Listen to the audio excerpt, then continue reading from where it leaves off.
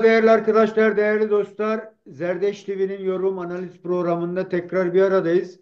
Bugün yine barışı örme dosyamızla ilgili bir çalışma yapacağız. Bu çalışmamızda da yine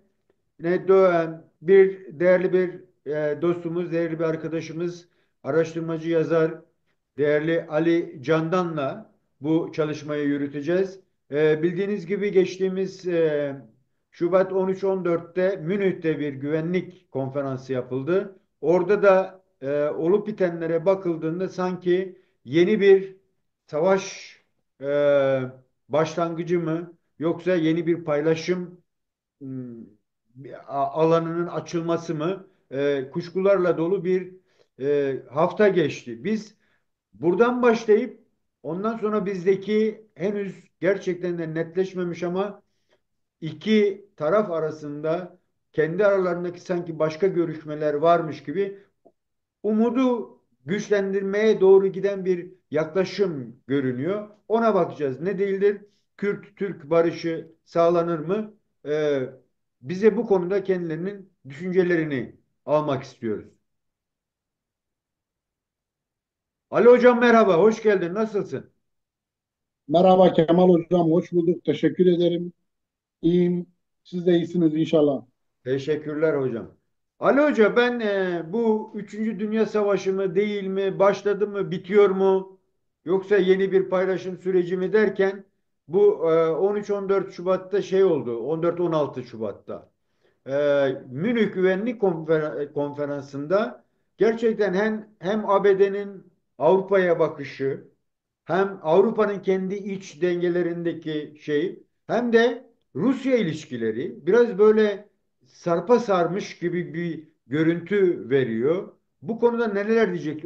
Özellikle de Ukrayna üzerinde sanki al Ukrayna'yı ver bize işte Suriye'yi ve Lübnan'ı gibi bir şey çıkıyor ortaya. Bu konuda neler söyleyeceksin? Böyle bir durum var mı ve bu bizi nereye taşıyacak Orta Doğu düzleminde? Şimdi Kemal Hocam,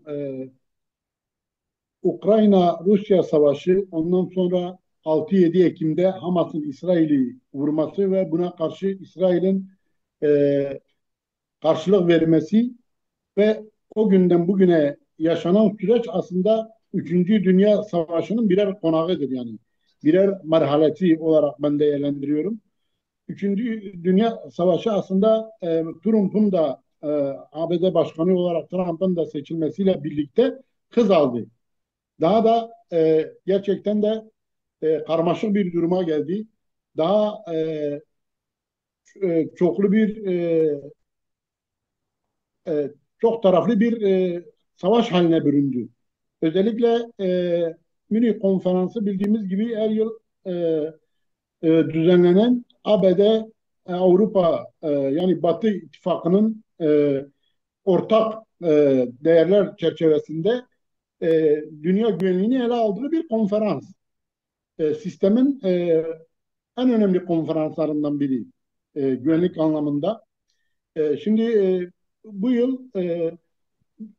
konferans Başkan Trump'ın Meksika Körfezi, Panama Körfezi, Kanada, Grönland'a yönelik tehditleriyle, daha doğrusu işgal, yani ilhak etme, bize katılın artık. Panama Körfezi diye bir körfez yok, ABD Körfezi'dir. Meksika Körfezi diye bir körfez yok, ABD Körfezi'dir. Kanada 51, 54. mi oluyor? 55. 52, herhalde zor. 53.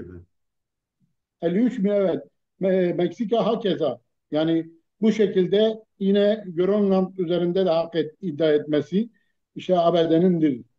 ABD katılmalıdır tarzında. Yine NATO'ya üye olan bütün ülkelerin gayri safi milli hasılalarının %5'ini vermesi gerektiğini, ki Trump'un meşhur şeylerinden biri de bu. Yani diyor ki ABD sizin güvenliğinizi sağlıyor ama parayı da ABD veriyor. Kendi deyimiyle yani. Bunu Evet. tırnak içinde söylüyorum. Siz de biz sizin güvenliğinizi sağlıyorsak siz de para vereceksiniz tarzında bu yaklaşımı. Yine bunun dışında da e, bunlara e, ek olarak da e, dünyaya yaklaşım şekli, yani dünyayı yönetme şekli, yeni bir yönetim sistemi getiriyor. Yani gümrük duvarları uyguluyor. E, Bütün ABD'nin partnerleriyle, başta Avrupa Birliği olmak üzere, yine Çin e, ve dünyadaki İsrail dışında hemen hemen diyebiliriz ki Suudi Arabistan, İsrail, belli birkaç ülke dışında herkes de gümrük duvarı uyguluyor. Diyor ki siz bizim ticaretimizden, ithalattan siz kazanıyorsunuz. Biz ihracattan kazanmıyoruz. O zaman biz kazanacağız. Buna göre sizinle bu şekilde bir çalışmamız olacak. Yüksek gümrük duvarlarıyla. Tabii tüm bunların gölgesinde Münih konferansı gerçekleşti. Yaratmış olduğu bir tedirgin ortam vardı. Hatta bu konferansa da yansıdı. İlginçtir. Yani bilmiyorum, yani izleyebildiniz mi? İzleyebilenler çok iyi bir şekilde bunu gördüler. Sanırım algıladılar da. Konferansın hazırlayıcısı Almanya, zaten Münih'te gerçekleşiyor ve konferans başkanı ABD ile ilgili bu az önce belirttiğimiz meseleler konusunda konuşurken artık ABD ile ortak değerler konusunda ayrışıyoruz. Yine ABD'nin bizimle birlikte hareket etmemesinden dolayı çok üzgünüm diyerek, ağlayarak toplantı konuşmasını sonlandırdı. O da toplantıda gerçekten büyük bir etki de yarattı. Yani ona diğer siyasetçiler sarıldılar teselli amaçlı.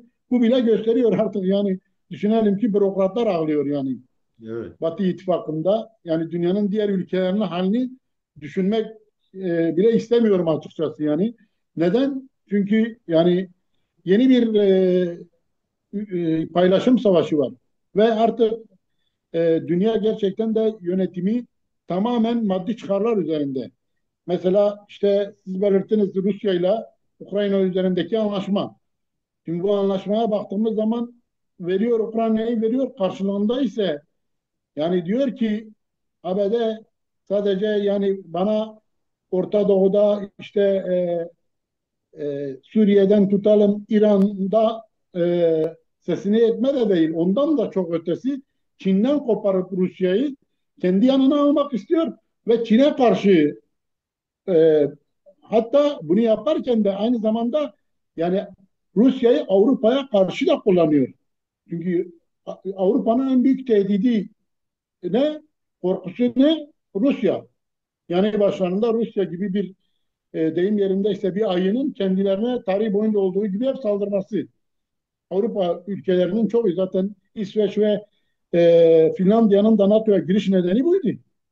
Peki Ali Rusya Hocam, bu denge tehdidi. arayışında yani Suriye özeline baktığımızda Rusya'nın kaybettiği bir durum söz konusu mesela. Her ne kadar daha görüşmeler devam ediyor, en azından işte üslerini bırakmak istemiyor vesaire. Ama onun yanında bu Rusya ve Çin dengesini korumak için nasıl oldu da Ukrayna'daki bu büyük bir savaş ve Ukrayna üzerinden Rusya ve ABD'nin uzlaşabileceği gibi bir izlenim yaratılmış durumda şu an. Yani bu mümkün mü? Bu gelecekteki o beklenen mi? Artık halen devam eden veya başka bir aşaması olan üçüncü Dünya Savaşı'nın yayılmacı bir eksen kazanmasını mı sağlayacak? Ne görüyorsunuz o noktada? Şimdi bence mümkün hocam. Çünkü bu e, Trump diyoruz da bu sadece Trump'ın siyaseti değil. Açık ve net söyleyeyim. Yani Trump'ın ilk günde geldiği gibi hemen çok sayıda kararnameleri imzalaması, birçok yani görülmemiş icraatlar, yani yanlış değilsem yüzlerce kararname imzaladı yani. E, ABD devleti bildiğimiz gibi kurumsal bir devlet, kurumsal bir sisteme sahip. Yani kurumlarda başkanların değiştirici anlamda gücü %10 olsun, 15 olsun. Ama şu an Ama %80, kurumlarda da yıkımlar var. Yani bazı kurumların devre dışı edilmesine dair çok acayip girişimler var Trump tarafından. evet, aynen bugün bile Genelkurmay Başkanı'nı görevden aldı yani. Evet yani. Evet. Yine birçok önemli yerlerde dediğiniz gibi değişiklikler yapıyor. Bu neyi gösteriyor? Bu ABD derin devletini ABD'ye veyahut da hakim olan gücün aslında politika değiştirdiğini, yani dediğim gibi yeni bir süreçten dünya geçiyor. Yani Münih Güvenlik Konferansı az önce de dedik, yani sistemin eski dünya düzeni, yani diyelim buna.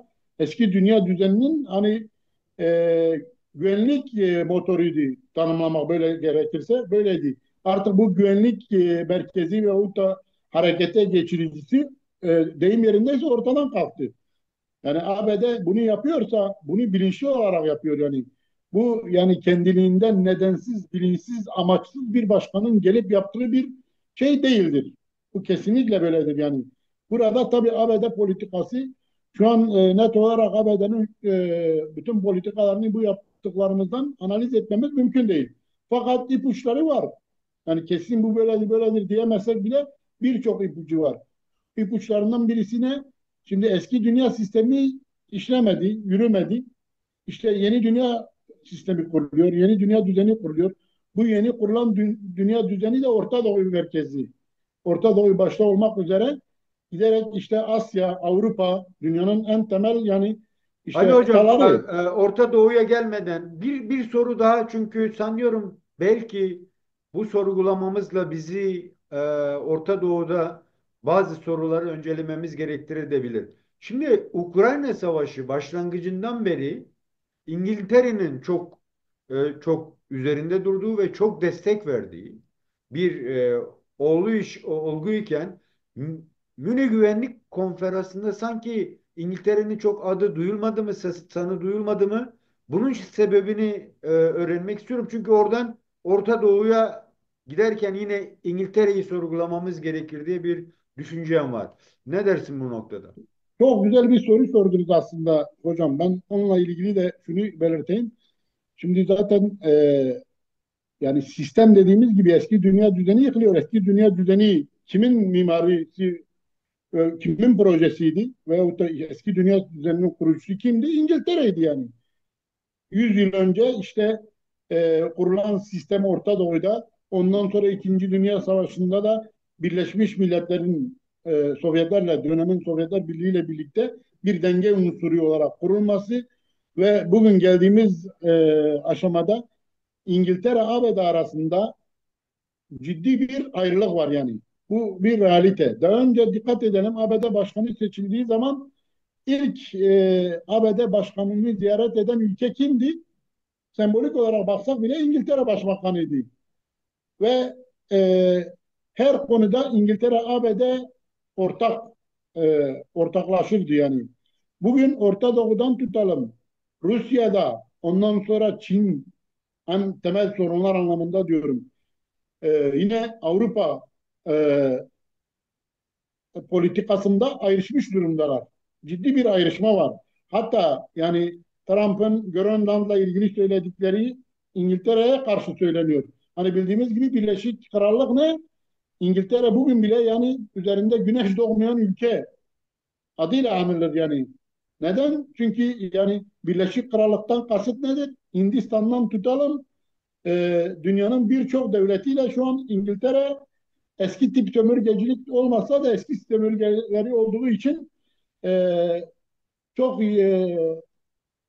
ilişki anlamında, yönetimsel anlamda İngiltere birçok anlamda bağlı ülkelerdir yani. Bizde Birçok bile, ülke. İngiltere Kanada'da bile, siyasetlerinin. yani hükümet seçilir ama Tabii üstü bir tane insan var sonuçta İngiltere etkisini gösteren. dediğiniz gibi Kanada'da yine mesela öyle dediğim gibi birçok dünya Orta Doğu ülkelerini bile ele aldığımız zaman Orta Doğu'da şu anki nizam, statüko İngiltere'nin statükosu. Bugün İngiltere Orta Doğu'da statükoya niye sahip çıkıyor? ABD statükoya karşı ama İngiltere sahip çıkıyor. Neden? Çünkü kendi çıkarlarını korumak istiyor. Durumda dikkat edelim. Genellikle İngiltere'nin çıkarlarının olduğu yerlere en agresif şekilde saldırıyor yani. Şimdi bu Orta Doğu'ya geçmeden önce ben bu soru kapsamında şunu da söylemek istiyorum. Artık yeni dünya düzeni aslında şu an düzensizlik temelinde bir kaos içerisinde bir düzen kuruluyor. Bu kaos daha çok neyi anıştırıyor, hatırlatıyor?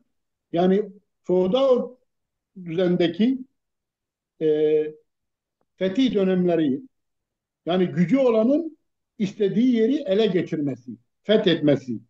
Yani güce dayalı bir fetihçi anlayış, yani resmen bu.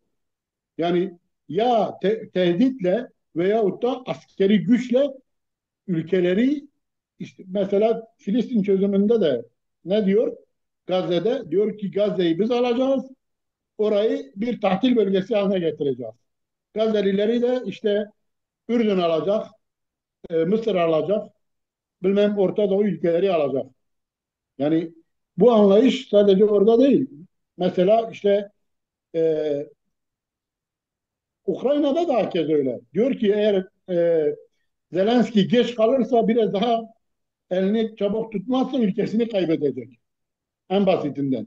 Kanada'ya nasıl ki gel bana katıl derken aslında Orta Çağ fetişçi anlayışından bahsediyorsa, burada uyguladığı politikalar Orta Doğu'da, ondan sonra Ukrayna'da resmen dediğim gibi güce dayalı bir kaos içerisinde fetih, ülkeleri fethetme, ele Peki geçirme. İngiltere'ye Yani barış rağmen Putin'le anlaşmaları mümkün müdür? mümkündür. Neden diyecekseniz, hocam şimdi ABD artık, yani İngiltere, evet, İngiltere güçlü bir ülke. İngiltere kendi periferisindeki ülkelerle birlikte azımsanamaz, küçümsenemez bir ülke. Fakat bugün dünyanın süper gücü, tek süper gücü ABD. Yani eğer İngiltere ile bir anlaşmaya varmazlarsa, bu siyaset bu şekilde, bu e, e, nasıl adlandıracağımı ben de tam bilmiyorum. Pervasız mı diyelim veyahut da yani fetihçi siyaset İngiltere'yi bile e, ezer geçer.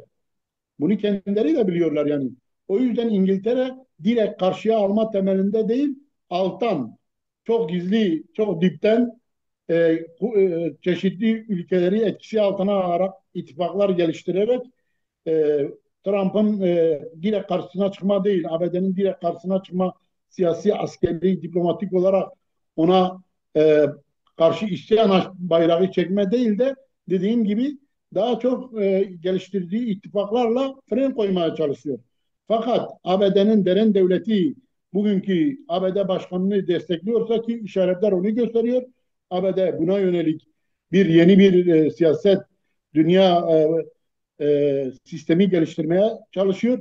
O zaman İngiltere'nin bunun karşısında durması çok şey değil. Çünkü eğer Rusya'yı, Putin'i de yanına almışsa, ki görünen odur. Yani Putin'i de yanına almış. Putin e, bu bataklığa gömülmüştü, yani resmen Zaten eski Ukrayna'da düzene göre bataklıktaydı. Rusya ile ABD'nin yan yana gelmesi mümkün değil. İşte deli bir adam bulalım, halledelim gibi bir durum söz konusu. Aslında Trump'ın belki de istemediği şeyleri bile yaptırılıyor. Ali Hoca, bir de şöyle bir durum var. Mesela bir taraftan ABD Rusya ile yakınlaşarak Rusya'yı Çin'in e, ekseninden çıkarmaya veya Rusya ile Çin'in ilişkisini boğmaya çalışırken İngiltere ile Çin'in arasındaki durum hangi gözlemde? Eğer eski e, paradigmaya göre düşünürsek öyle bir durum olursa e, ABD ile İngiltere'nin durumu nereye gider? O konuda neler söyleyeceksin hocam? Şimdi hocam, dediğim gibi elimizde kesin veriler yok. Biz bunu yoruma dayalı olarak söylüyoruz. O nedenle ben hani ABD İngiltere, öncelikle ona diyeyim, ABD İngiltere arasındaki rekabetin çok daha ileri boyutlara gideceğini öngörmüyorum açıkçası. Öyle bir gelişme olacağını da düşünmüyorum. Fakat İngiltere birçok yerde, hatta Zelenski'nin, bunu da belirteyim parantez arasında, söz konusu Rusya ve Ukrayna Savaşı'nda Zelenski'nin Trump'la Putin'in telefonla görüşüp heyetlerini Suudi Arabistan'da masaya oturttuğu saatlerde Zelenski Türkiye'ye geldi. Aynı dakikalarda, aynı günde, aynı saatlerde ve birçok yorumcu bunu da diyor yani. Yani siyasi analistler diyor ki İngiltere ordusu 80 bin adet bir profesyonel ordu. İngiltere aslında ABD'ye karşı Ukrayna'da e, asker çıkarmak bile istiyor. Savaşın devam etmesini istiyor. Ordusu olmadığı için hatta Türkiye'nin ordusunu kullanmayı bile düşünüyor diye bunlar da oldu ki baktığın zaman Zelenski'nin Cumhurbaşkanı Erdoğan'a garantör ülke olun diye teklifte bulunması ve bu anda da Cumhurbaşkanı'nın buna sessiz kalması yani evet dememesi aslında birçok şeyi dediğim gibi ipuçlarını bir araya getirdiğimiz zaman İngiltere ABD'ye karşı arayış içerisinde.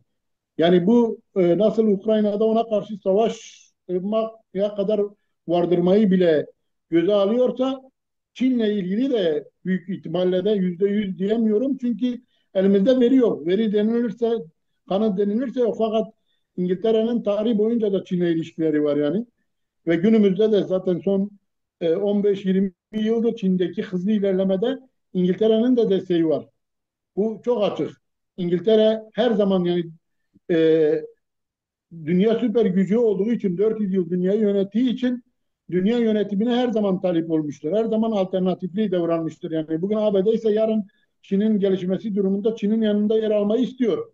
Bu çok bariz bir şey siyaset, görünen bir siyaset. Fakat dediğin gibi eğer ABD'nin bugünkü başkana baktığımız zaman kendisi dediğin gibi çılgın da olsa ekibine bakıyorsun. Çok güçlü bir ekip, çok donanımlı bir ekip. Hepsi kendi konularına hakim. Ve dikkat edelim bugün Trump'ın bir açıklaması da oldu. Evet dedi ben en iyi çözümün Gazze'de en işe yarar çözüm benim dediğim çözümün olduğuna inanıyorum ki odur en işe yarar çözüm. Fakat bunu da dayatmıyorum dedi. Böyle bir dayatma içinde de değilim. Şimdi bir anekdotla Ee, Orta Doğu'ya geçmeyi düşünüyorum. O anekdot da yani ben birebir gerçekten ne söylediğini tam olarak mealen söyleyeyim. Yani Trump'ın işte Rusya'ya Ukrayna'yı al, bize işte Gazze'yi, Lübnan'ı ve Suriye'yi bırak gibi bir yaklaşım içerisinde olduğu söyleniyor. Oradan Orta Doğu'ya gelecek olursak bir taraftan Putin'le ilişkiler, öbür taraftan şu an yeni paradigmaya göre yeniden dizayn edilmek istenen bir Orta Doğu var ve aslında merkezinde İngiltere olmasına rağmen sanki ABD hakimiyetiyle gerçekleşiyormuş gibi. Çünkü görebildiğim kadarıyla İngiltere aslında İsrail karşıtı bir tavır içerisinde. Türkiye ile yine ortaklaşıyor. Nasıl ki işte Zelenski'nin Sayın Erdoğan'la görüşmesi boşuna değilmiş gibi. Sanki bir İngiltere'nin bir etkisi var gibi bir ön yargım var açıkçası. E, öngörüm var. Eğer öyle bakıldığı zaman bugün Suriye'de de ikili bir şey oluşturulmuş durumda. Rojava ve Kürtler kısmında ABD hakim. İşte Jolani'ye verilen kısımda ise İngiltere ve Türkiye hakim gibi görünüyor. Dolayısıyla aşağıdan da yine ABD'nin etkisiyle İsrail şey yapıyor. Bir basınç uyguluyor. Böyle bakıldığı zaman Orta Doğu'ya geldiğimizde bu bizim örmek istediğimiz Orta Doğu barışında Türk-Kürt ilişkilerindeki İngiltere'nin ve ABD'nin rolüne de bir bakalım. Ondan sonra bizim iç çelişkilere bakalım. Ne dersin hocam? evet hocam katılıyorum. Doğrudur öyle bir anlaşma olabilir. Yani önümüzde nasıl çıkar karşılıklı sonuçlar anlaşmada Rusya Suriye'den çıkar mı? Çünkü oradaki üssü var. Tarsus limanı. E, öyle bir gerçeklik de var. Veyahut da Rusya ABD destekli bir şekilde mi, ABD'yi destekleyecek şekilde mi yeniden Orta Doğu'ya döner? Ki anlaşırlarsa Orta Doğu'ya ABD'yi destekleyecek şekilde de dönebilir. Orada yine kendi çıkarlarını bir şekilde koruyabilecek tavizler de alabilir. Ve bunun karşılığında da diyecek ki işte e, tamamen ben Gazze'den tutalım Lübnan'a hatta yarın İran. Çünkü Rusya politika olarak yani çıkarlara dayalı ve daha çok pragmatik. Yani kendi çıkarlarına olan bir şeyi aldığı zaman karşılığında veremeyeceği hiçbir şey yok. ilkesel bir siyaset yürütülmüyor. Pragmatik bir siyaset hakim Putin yönetimine bugün. E, Bunu belirttikten sonra Orta Doğu'da barış ve Türk-Kürt barışı konusuna ve İngiltere'nin buradaki rolüne, ABD'nin durumuna baktığımız zaman şimdi çok açık ve net ben bunu belirtebilirim. İngiltere mevcut dediğiniz gibi statükonun kalıcılığı olarak korunmasından yana. Ama şunu da belirtmek gerekir. Biz bunu derken İngiltere statüko korunsun da Kürtler de 100 yıl önceki durumda olsun pozisyonunda değil. Bu e, Burada ciddi bir paradigma değişme evresi yaşanıyor sanki. Yani ulus devletler eski konumlarında kalmamalı ama ulus devlet sınırlar değişmeden de farklı bir devlet yapılanmasına gidişle ilgili bir sanki yeni bir paradigmayı destekliyor gibi görünüyor İngiltere. evet, aynen o şekilde. Yani İngiltere diyor ki ulus devletler 100 yıl önceki durumda kalırsa zaten statüko kendiliğinden yıkılacak. Yani bu statükoyu ayakta tutmanın imkanı yok. Mevcut ulus devletlere diyor ki işte sizler artık demokratik ulus devletler statüsüne gelin. Yani bu şekilde varlığınızı devam ettirebilirsiniz. Yani bu gerçeği görmek lazım. Bugün mesela Suriye'nin bile yıkılmasının nedeni Esad'ın demokratik ulus temelinde bir yapılanmayı kabul etmemesidir yani. Tüm dünya bunu diyor, biliyorlar. Muhalifleri bile bunu dedi. Eğer Esad demokratikleşebilseydi, demokratik bir ulus devlette dönüşebilseydi, bu Baas ırkçılığından vazgeçebilseydi, o bugün Esad yine başta olacaktı. Fakat bunu gerçekleştiremediği için zaten yıkıldı. Bunu belirttikten sonra ABD'ye baktığımız zaman ABD'nin Orta Doğu'daki politikası aslında az önce sizin belirttiğiniz şeyde burada İsrail'in etkisi çok yoğun. Özellikle eğer bugün ABD Putin'e Gazze'de, Lübnan'da, ondan sonra İran'da bizimle hareket et, bunları bize ver.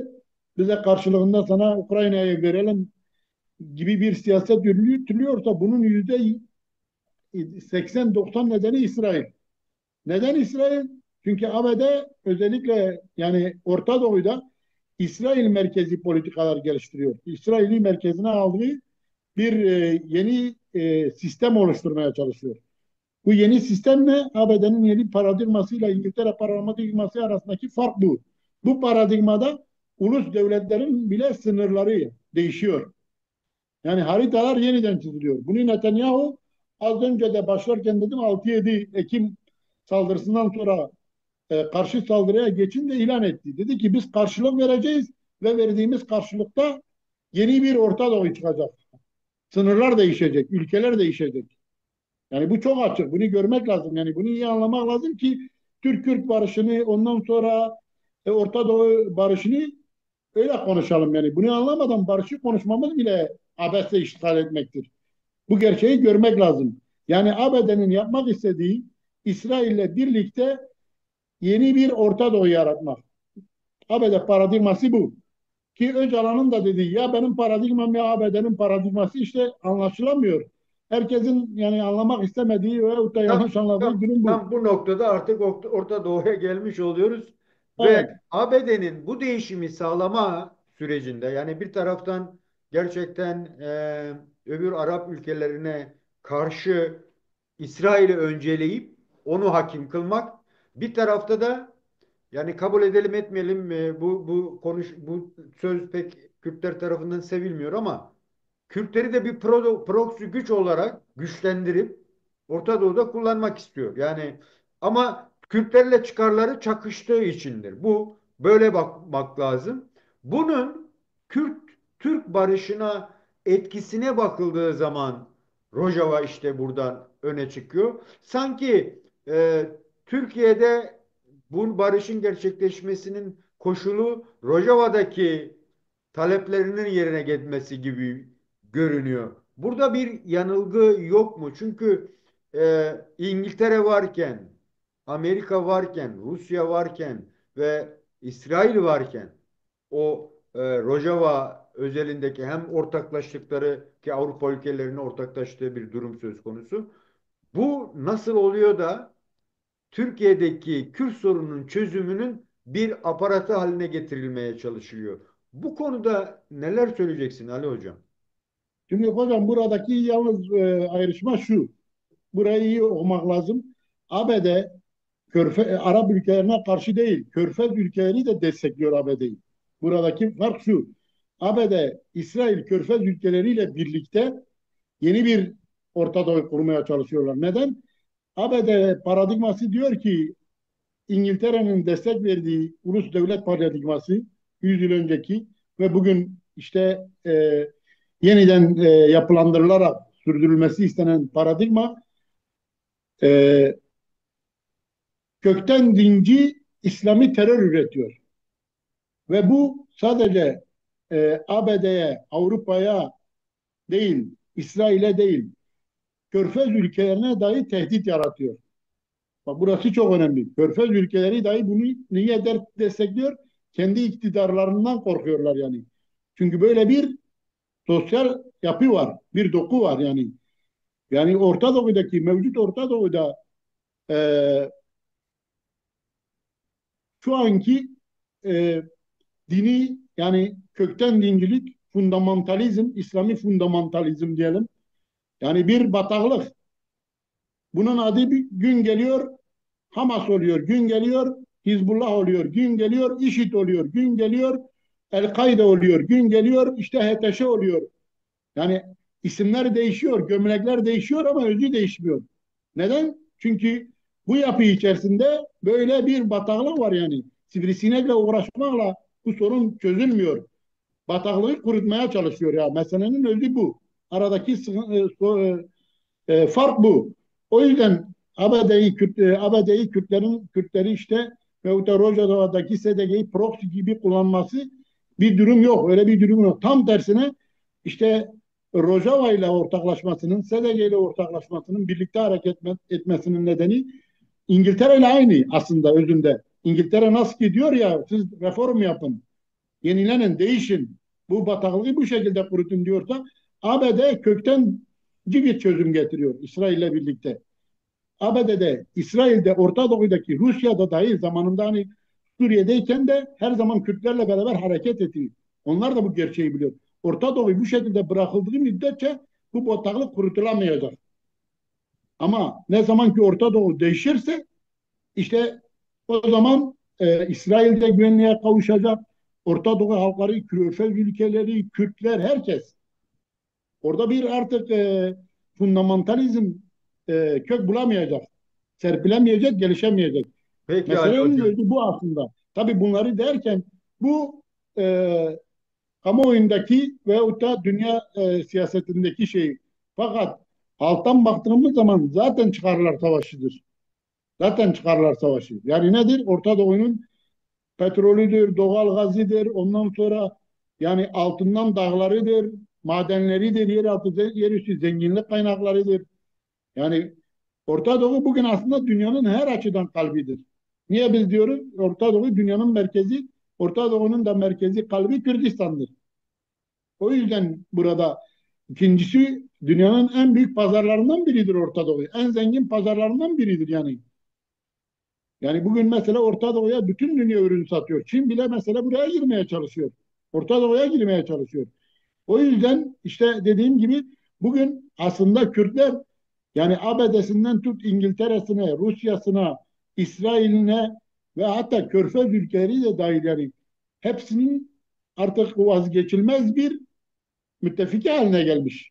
Peki Ali Araplar da Hocam. başta olmak Tam üzere. bu noktada tam da böyle bu değişimler olurken işte İsrail'in Hamas'ı ezmesi ve İran proksilerini yok etmesiyle o güne kadar arka planında kalan yani Türkiye aktif olarak Suriye içindeydi ama Suudi Arabistan'da pek öyle bir şey yoktu ama HTŞ'nin ortaya çıkışıyla ee, eğer İran eksenli Şia kollu yok edildiyse işte Sünni İslam'ın bir liderlik şeyi başladı gibi.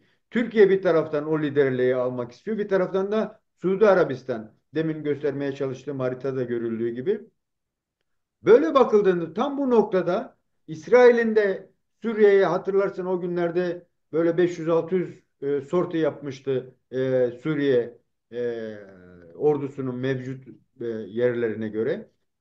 O tam o noktada Sayın Bahçeli ortaya çıktı ve dedi ki böyle böyle bizim Kürtlerle barışmamız gerekiyor. Sayın Öcalan'ın gelip işte konuşması gerekiyor. Tam o noktadaydı durum. Yani Orta Doğu eksenli bir değişim gerekiyormuş gibi bir izlenimi yaratıldı. Ama şu anki konuşmalarımızda bakıyoruz ki sadece o değil. Kürt-Türk barışının olgunlaşmasının başka nasıl bir koşulları var? Biz onun neresindeyiz? Bu konuda bize neler söyleyeceksin Ali Hocam? Çok güzel bir yere getirdiniz hocam. Dikkat edelim, Bahçeli'nin o dönemde yine biz Barışı Örme programında sizinle bu konuyu konuşmuştuk. Bahçeli'nin açıklamalarını o zaman o dönemde ben dedim. Bahçeli'nin ilk açıklamalarında kamuoyunda genelde akılda kalan ne oldu? İşte e, DEM partilere gidip elini uzatması ve Öcalan gelsin meclise konuşsun. Aslında diğer söylemleri bunlardan daha yüksek el yani yüksek el yükseltmeydi. Neydi? Biz dedi siyaseti bir savaş biçimi olarak ele almıyoruz. Namlular bize çevrilmişken aramızdaki şeyleri tartışarak vakit kaybetmeye şeyimiz yok. Vakit kaybetme zamanımız yok. İkincisi, yine biz nedensiz de el uzatmıyoruz demiştim. Bunlar çok önemliydi. Ve hiçbir partiyle bizim bir sorunumuz yok. Yani DEM Parti'yi kastederek. Ve herkes, tabii ki sorunlar var ve sorunların da diyalogla çözülmesi gerekir. Yani dikkat edelim, aslında bugün Bahçeli şu an artık yani hasta, onu da söyleyeyim. Eğer söylentiler de var yani. Kimisi bu en son arada yeni bir hastaneye kaldırıldığı, durumunun çok ağır olduğu kamuoyuna söyleniyor. Yarın e, iyileşir mi veyahut da kalkar mı veyahut da hayatını kaybeder mi bilmiyoruz yani. Ama bugün her taraf için Bahçeli'ye ihtiyaç var. Bu bir realite. Her taraf bugün, inanıyorum ki Kürtler de olsun, Türkler de olsun ki DEM Parti Başkanı da geçmiş olsun telefonunu açmıştı kendisine ve bu gerçeği belirtmişti. Türkiye'nin size ihtiyacı var. Bu bir realite. Çünkü Bahçeli'den sonra yani hükümete baktığımız zaman hükümetin Bahçeli gibi bir şeyi yok. Sürece sahiplenmesi durumu yok. Bu çok önemli yani. Bugün yaşanan sorunlar veyahut da kamuoyundaki sürece karşı kaygılar, kuşkuların en temel nedeni bu. Dikkat edelim, atılan adımlara baktığımız zaman evet, süreç şu ana kadar kesintiye uğratılmış değil, durdurulmuş değil. Devam ediyor. Heyet de en son Rojava'ya pardon, Güney'e gitti. Başvurudaki partilerle, hükümetle görüşmeler yaptı ve Adalet Bakanlığı'na başvuru yapıldı dönüşte. Adalet Bakanlığı da işte görüşmenin İmralı ile Öcalan'la gerçekleştirileceğini belirtti, başvuruyu aldığını belirtti. Fakat dediğim gibi bugüne kadar hükümet kanadında böyle bir el uzatmak, el yükseltmeyi bırakalım. Olumlu bir çağrı da yok, bir açıklama da yok. Yani bu çok önemli. Bu demek ki neyi gösteriyor? Bahçeli, daha önce de belirtmiştik, devletin içindeki devleti temsil ediyor aslında. Yani bu çağrıyı yaparak, bu süreci başlatarak Türkiye Cumhuriyeti Devleti'nin artık Kürt sorununu, ki sürecin başlaması, dikkat edelim, Rojava üzerinde gelişti. Evet, doğruydu. O zaman da konuşmuştuk. Rojava üzerindeydi.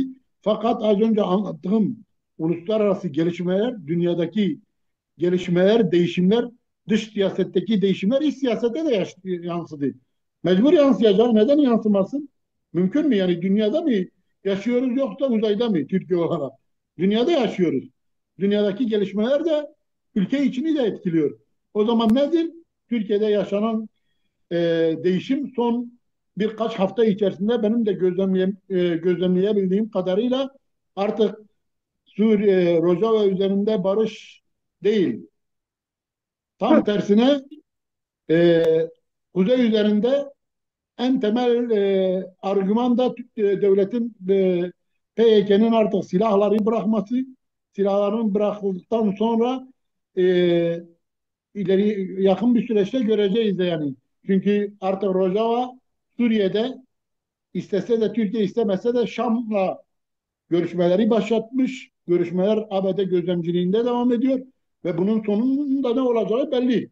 Üç aşağı beş yukarı belli yani. Gün, e, Güneyde nasıl ki Irak hükümetinde e, e, Güney Kürdistan yönetimi yer aldıysa bugün Rojava'da da Şam'da yer alacak.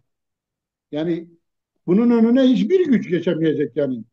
Çünkü bölgede yani sadece Türkiye'yi de değil, Öcalan'ı da açan güçler var. PKK'yı da aşan güçler var. Bugün size belirttiniz. Mesela Hizbullah'ı kolunu kanadını İran'ın kırdılar değil mi? Hizbullah'ı, Hamas'ı, ondan sonra Suriye içerisindeki devrim mahfuzlarını, Haçlı Şabilerini, hepsini, proksilerini hepsini ne yaptılar? Darmadağın ettiler.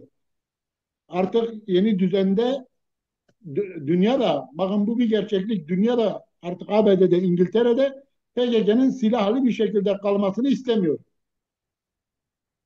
Yani bunu artık herkesin, Kürtlerin de anlaması lazım. PYK'nin de Buradan değişmesi lazım. hareketle, Türkiye'ye buradan karşı. hareketle yani bu her ne kadar bu tırnak içinde işte terör ülkesi olmaktan çıkaracağız ve silahları gömdüreceğiz gibi bir yaklaşıma rağmen Ee, aslında Kürt tarafı itihatlı bir iyimserlikle çalışmalarına devam etti. İşte söylediğin gibi parti görüşmeleri, cezaevi görüşmeleri, iki defa heyetin Sayın Öcalan'la görüşmesi ve en sonda Sayın Öcalan'ın Avrupa'ya da Kandil'e de e, mektup gönderdi ve o mektupların ulaştığına dair de artık bilgiler var elimizde. Dolayısıyla yani tam bir muhatap kabul edilmiş ama sanki Türkiye henüz o muhatap olma konumunu dışında tutulmaya çalışılıyor. Dolayısıyla da Türkiye halkı da o konuda güvensizlikle dolu bir yapı içerisinde. Böyle bakıldığı zaman, bu son gelişmelerle bakıldığı zaman, yani özellikle de Sayın Öcalan'ın mektuplarını ulaşmış olması, e, hem Rojava'ya hem Kandil'e hem de Avrupa birimine bu ülkeyi nasıl yansıtılması gerekiyor? Bu halklara yani bu talebin toplumsallaştırılması nasıl olması gerekiyor? Bu konuda bize neler söyleyeceksin Ali Hocam? Şimdi öncelikle hocam karmaşık sorunların basit çözümleri yoktur. Bu her iki taraf için de geçerlidir. Yani Kürtler için de Türkler için de. Tek taraflı bakarak da sorunları çözmek mümkün değildir. Eğer hassasiyetler varsa çift taraflıdır. Tek taraflı değil. Sadece Kürtlerin hassasiyetlerini esas alan bir süreç yürütülürse başarıya uğramaz. Akamete uğrar. Tersiyle Türklerin hassasiyeti göz önüne alınarak bir süreç yürütülürse bu da akamete uğrar. Başarıya uğrayamaz. O yüzden dediğim gibi sorun en az 200 yıllık bir sorun. Bu sorunun siyasal bir sorun, sosyal bir sorun, askeri bir sorun, psikolojik bir sorun, tarihsel bir sorun, yani derin bir sorun. Bunu vurgulamaya çalışıyorum. Ve bugün artık bölgesel ve küresel bir sorundur. En önemlisi de bu. Yani sadece Türkiye'nin sorunu ya da Kürtlerin sorunu değildir bu sorunlar. Bölgesel ve küresel bir sorundur ki önümüzdeki dönemlerde bunun yakıcılığını daha iyi yaşayacağız. Daha iyi göreceğiz. Dünya olarak, ülke olarak, bölge olarak, her iki halk olarak bunun ne kadar yakıcı bir sorun haline geldiği ve ivedilikle bir an önce Bahçeli'nin dediği gibi çözülmesinin ne kadar büyük faydasının olduğunu hep beraber göreceğiz. Yani yaşayarak göreceğiz. Çünkü dikkat edelim bugün bile Trump'ın açıklaması vardı. Diyorlar ki Irak'a yönelik de işte Güney'in benzinler petrol satışını engellemekten bir an önce çıkmazsan sana da yöneleceğiz diyor. Bakın az önce belirttim. Dünya yeni bir sürece girmiş. Fetih çağına. Fetihler çağı ve süreci. Gücü olanın istediğini yapabildiği bir süreç. Ve bunun önünde de durabilecek, hele hele Orta Doğu'da durabilecek hiçbir güç yok. Bir realite yani. Şimdi o nedenle yani kendi Kürtler ve Türkler kendi sorunlarını e, kendi içerisinde çözebilirlerse Bu en büyük kazanımdır her iki taraf içinde. Açık ve net. Türkiye içinde, Kürtler içinde. Ama çözemezlerse zaten artık dediğim gibi sorun bir bölgesel sorundur, küresel sorundur ve çözümüne Öcalan da zaten belirttiği 50'den fazla artık 100 kişi karışır. 100 ülke karışır. Yani bilmem anlatabildim mi? O nedenle ben bunu şöyle değerlendiriyorum. Son dönemde HDK'ye, DTK'ya yapılan operasyonlar yine e, kent uzlaşısı çerçevesinde CHP'li belediyelere yapılan operasyonlar, kayyumlar, tüm bunları da göz önüne alarak yani şunu diyorum. Evet, sadece dediğim gibi tek taraflı e, bir çözüm mümkün değil.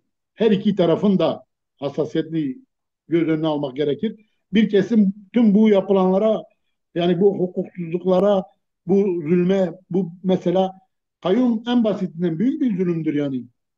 Bu halk Van en basitinden Van'ı örnek verelim. 13 ilçesiyle birlikte ve rekor oylarla almış. Ama yani adam eğer başkan Abdullah Zeydan diyelim ki e, yargılandı değil mi? Mahkemesi vardı. Ya zaten yatmış ki adam suçunu yatmış. Cezasını çekmiş. Yani ortada bir ceza varsa ki yok zaten avukatlarının anlattığı. Diyorlar ki ceza olmayacak bir mümkün ceza alması mümkün olmayan bir yani biliyoruz siyasi bir kararla yani kısaca görevden alınmışsa bu e, dediğim gibi toplumda bu sürece yönelik büyük bir güvensizlik geliştiriyor.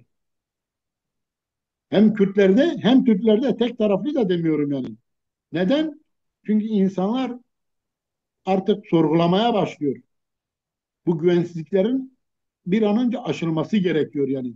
Ha ben bunu böyle mi değerlendiriyorum? Kendi değerlendirmem ne? Benim bakış açım ne? Ben önce var olanı söyledim. Bu bir realite. Her tarafta yani yapılanlar. Bugün ana muhalefetten tutalım muhalefete baktığım zaman Kürt halkına bu uygulamalarla bu sürecin bir arada yaşanması anlaşılamıyor. Bir türlü yani zaten olmaması gerekir şeklinde değerlendiriliyor. Doğrusu da budur. Yapılmaması gerekir. Fakat realite ne? Dediğim gibi dünyada yaşanan süreç ne? Yani Orta Doğu'da dünyada artık bir savaş, üçüncü dünya adı konulmamış bir savaş sürecindeyiz. Dünya savaşı sürecindeyiz. O yüzden realist olmak gerekir. Evet imkansızı isteyelim ama realist olalım. Şu anda hükümetin veyahut da devletin yürüttüğü bir sürece yönelik bir engel var mı? Yok. Süreç işliyor. Az önce de belirttik. Süreç devam ediyor. Fakat bu uygulamalar ne yapıyor? Sürecin e, selametine dinamit koyuyor. Dibine dinamit koyuyor. Yani süreci zaten hassas bir süreç. Hassas ve çok herkesin üzerine titremesi, sahip çıkması gereken bir süreç iken bu şekilde yaklaşımlar dediğim gibi süreç, sürecin kendi mecrasında, doğasında olması gereken şekilde sulh içerisinde geçirilmesi gerekirken bu şekilde yaşanması elbette ki hiç kimsenin istemeyeceği fakat e, bu tür dediğim gibi karmaşık sorunların çözümünün de çok rahat olmadığı, güç mücadeleleri içerisinde geçen bir dünya, sağcılaşan, tüm dünyanın sağcı iktidarlara doğru gittiği, Avrupa'sından tutalım işte ABD'si ortada ve dünyanın giderek sağcılaştığı bir siyasi atmosfer içerisine girdiği dünyadaki e, artan bu şiddet eğilimi, savaş dediğim gibi ortamı Türkiye'nin de bu süreci benim görebildiğim kadar en az hak talebinde bulunulabilmesi için ve en çok kendi hakimiyetini, hükümranlığını hissettirebilmek için yapmış olduğu girişimlerdir. Yani savaşlarda da böyle bir yandan barış anlaşmalarına imza atılırken öbür yandan da dünya örnekleri ortada yani bombalanır. Ve Daha çatışmalı en büyük çözümlerle eylemler yapılır. ilgili çatışmalı çözümlerde olduğu söyleniyor. Ali Hoca son olarak Evet böyle bu bir realite. ha, sen yine sözünü Ama bitir ama e, son olarak şöyle bir şey desek. Gördüğüm kadarıyla bu barışı örme mücadelesinin çok boyutlu baktığımız zaman Kandil'den İmralı'ya kadar, Edirne'den işte Avrupa'ya kadar görebildiğim kadar Güney Kürdistan'dan Kuzey Kürdistan'a kadar İstanbullara kadar diyelim. görüyoruz ki Kürtler aslında bu süreci bir barışa evriltmek için bütün her şeyiyle kendilerini hazırlamaya çalışıyorlar. Yani bütün eleştirel yaklaşımlara rağmen. Yani varsayalım ki Sayın Öcalan'ın konuşması Türkler veya Kürtler tarafında ne kadarı kabul edilir olup olmaması bile artık pek şey değil ama Kürtlerin bu duruma hazır olmaları e, öbür toplumları da dönüştürebilme olasılıklarını da yaratıyor. Bu aynı zamanda başka bir adım da gerekli kıldı. Kürtlerin Kürtlerle de bu süreci uzlaşarak götürmesi gerektiğine dair ve Güney ziyaretleri de bu bağlamda baktığımız zaman Kürt İttifakı'nın Türk Kürt İttifakı'na nasıl bir etkisi olur? Bu konuda bize neler söylersin? Ondan sonra bitirelim hocam. Şimdi hocam 2014 yılını hepimiz hatırlıyoruz. O dönemde henüz birinci çözüm sürecinin sonlanmadığı, buzdolabına kaldırılmadığı bir önceki yılıydı. Kaldırılmadan önceki bir önceki yıldı. Doğu Anlaşması yapıldı. Hepimiz hatırlıyoruz. O dönemde Rojava, e, Güney ve Kuzey ortak bir şekilde, hatta bugünden daha ileri adım atılmıştı. Ulusal Kongre e, toplanma aşamasındaydı. Heyetler, delegeler seçildi ve Başkan Mesut Barzani, onun yardımcıları olarak da hatta Leyla Zana da vardı. O sürecin peki yaratıcısı kimdi? Yine Öcalan'dı. Yani çok iyi hatırlıyorum, ben Erbil'deydim o zaman, iş ziyaretindeydim. Bir mektup göndermişti o zaman Başkan Barzani'ye, benim de başkanımsın diye. Yani o orada çok büyük bir etki yaratmıştı. Bugün az önce siz de belirttiniz, yani Öcalan her tarafa mektuplar gönderdi. Bugün Rojava'da bile yaşanan durumlar bu mektuplardan sonra gelişti yani bence. Evet, içeriğini hiçbirimiz bilmiyoruz. Başkan Barzani'ye giden mektupların da sonucu bugün mesela Mazlum Abdi ile Başkan Barzani'nin görüşmesi, ondan sonra e, İmralı heyetinin işte güneye gitmesi, güneyde hükümetten tut Başkan Barzani'den yine e, Bafıl Talabani, Kubat Talabani, bunlarla yaptığı görüşmeler göz önüne alındığı zaman evet, Kürt-Türk barışı aslında Kürt-Kürt barışını da yaratıyor. Bu kaçınılmaz bir sonuç. Biri diğerinin e, doğurtucusudur, yani ebesidir. Bugüne kadar zaten dikkat edelim. Yani Suriye'den bugüne kadar Rojava'nın statü almamasının temel nedeni neydi? Daha önce de değerlendirdik. Türkiye evet oyun kurucu bir şekilde bir güç olamadı Orta Doğu'da. Fakat oyun bozucu bir güç. Hani bırakmadı hiç oyun kurulsun. Engelledi. Ama nasıl ki Türkiye'nin izin verdiği e, bir ortam oldu. Kısa bir süre, hemen birkaç aylık bir süre oldu. Bakın yaratmış olduğu gelişmeleri, yani bugüne kadar e, onlarca yılda yaratılamayan bir iki ayda yaratıldı. Daha Evet. artık açıklama yok. Açıklamanın kendisi ortada daha yok. Ya, etkisi ne kadar büyüktü değil mi? Şimdi Evet. Öcalan'ı eleştirenlere yönelik bazen hani, gerçi çok da dikkate artık almıyorum ama İslam kafa yapısı anlamında üzülüyor yani. Yani diyorlar ya işte Öcalan şey yapılıyor, Kürtlerin tarihsel fırtınasını yerlerinden almanın aracı şu bu falan filan. Ya eğer biraz siyaseti doğru okuyabilseler, görebilseler, Öcalan'ın her iki taraf açısından bugüne kadar neden mesela Türkiye için de Öcalan vazgeçilmez halde bugün. Ya. Çünkü niye? Evet, Rojava'da uluslararası güçlerin dediği olacak ama aynı zamanda Türkiye'nin de kaygılarının, kuşkularının giderilmesini yaratacak bu süreç. Artı eğer PKK açıklama gerçekleşir ve silahlarını bırakırsa, Türkiye 50 senedir yapmak istediğini bir, Öcalan'ın ne demişti ilk görüşmede, Mehmet Öcalan'ın? Demişti ki eğer tecrit ki devam ediyor, sonlandırılırsa ve e, imkan verilirse ben bu sorunu şiddet zemininden siyasi zemine çekerim. Çözerim yani, ki doğrudur yani. O zaman da ben hem yazılarımda hem de bizim programlarımızda, başka programlarda çıkıp dile getirdim. Ya kimse bunu yanlış anlamasın. 93'ten beri, 89-90'dan beri Öcalan'ı takip edenler Öcalan'ın ne demek istediğini çok iyi biliyor. Mehmet Ali bir andın dedim. Şeyi var yani çıkın açın. O zaman yasaktı. Kimse göremedi. Yine Doğu Perinçek'in var. Kürt Bahçesi'nde söyleşisi var. Kitaplaştırıldı. Ondan sonra 93 ateşkesi var. Ya ve Türkiye'de birçok gazeteci gitti. Mehmet Ali bir andan sonra birçok gazeteci gitti. Hepsini anlattı.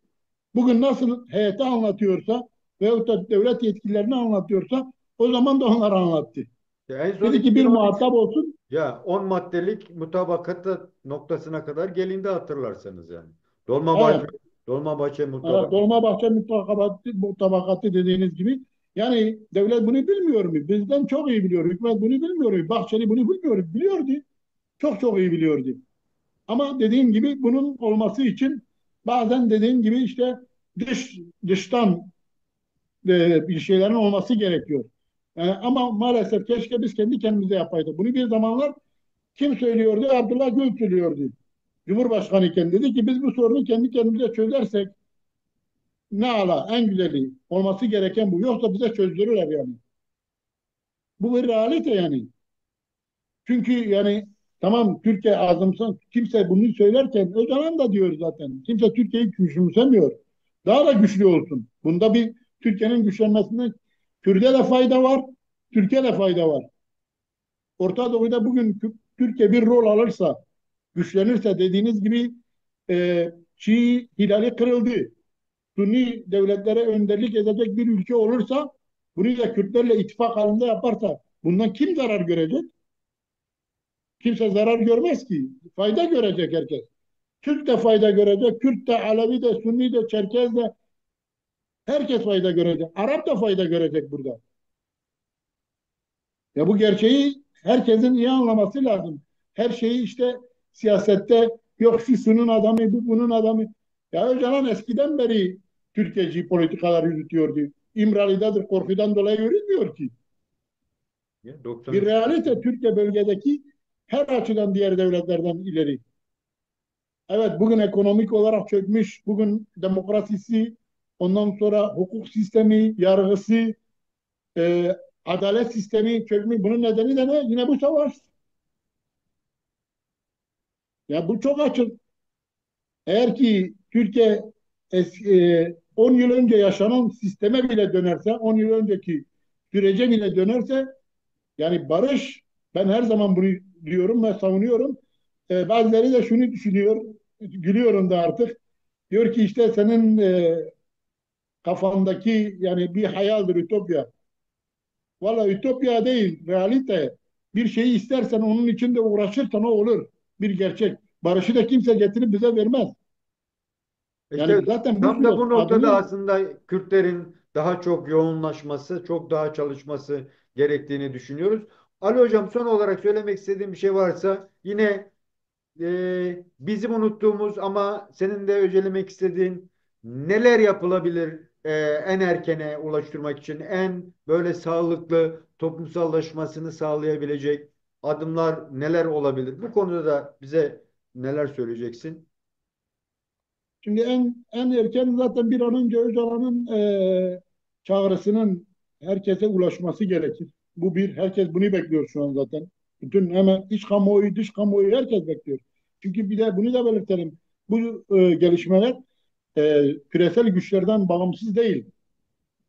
Yani Türkiye'den onların da talepleri var. Bu şekilde Türkiye bugün buna gidiyorsa dediğim gibi iç politika, dış politika birbirinden ayrıştırılamaz bir realite. Bir an önce bence Öcalan'ın hem tecritinin sonlandırılması gerekir.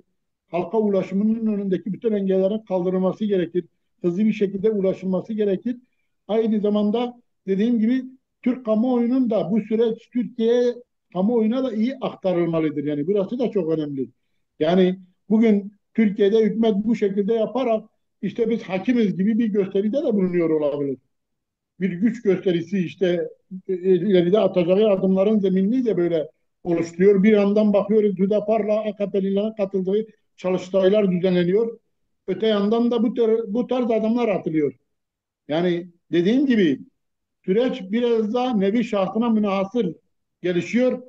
bir an önce Öcalan'ın yapacağı açıklamayla bence en azından süreç rayına girecek. E, Bu kaygılar, kuşkular azalacak. Her iki taraf açısından da Türk halkı da bu realiteyi görecek, gerçekliği. Herhangi Türkiye'nin bekasına yönelik, Türkiye'nin menfaatine aykırı bir şey yok. Tam tersine gelecek güçlü bir Türkiye için Kürt-Türk ittifakı, Kürt-Türk birliği yaratılacak. Bu ittifak barışla sonuçlanacak. Ben buna inanıyorum. Bunu temenni ediyorum. E, En Teşekkür, son söylediğim bu. teş- Ben teşekkür ediyorum hocam. Teşekkürler Ali Hocam.